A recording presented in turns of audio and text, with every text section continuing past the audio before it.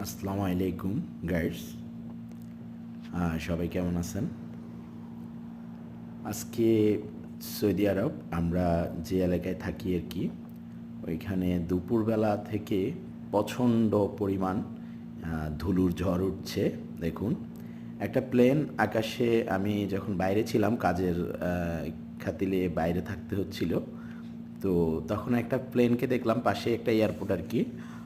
প্লেনটা মনে হয় কম করে 6 থেকে 7 বার শুধু একই জায়গায় মানে একটা দূরত্ব নিয়ে ঘুরপাক খাচ্ছে। কারণ হচ্ছে আমার মনে হয় যে কোনো কারণে রানওয়েতে নামা কোনো কারণে পসিবল না, এরকম কিছু একটা প্রবলেম ফেস করছে। তো মাঝে মধ্যেই সৌদি আরব এরকমই হয়, বিভিন্ন এলাকাতে।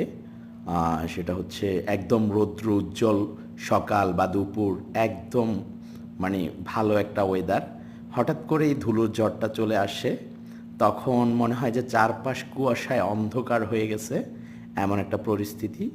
কিন্তু আসলে প্রবাসে যারা কাজের খাতিরে থাকে, তারা হাজার পরে মানে পরিস্থিতি মোকাবেলা করেও কাজ করতে হয়, অনেক কিছু মানে সহ্য করে এই প্রবাসে থাকতে হয়।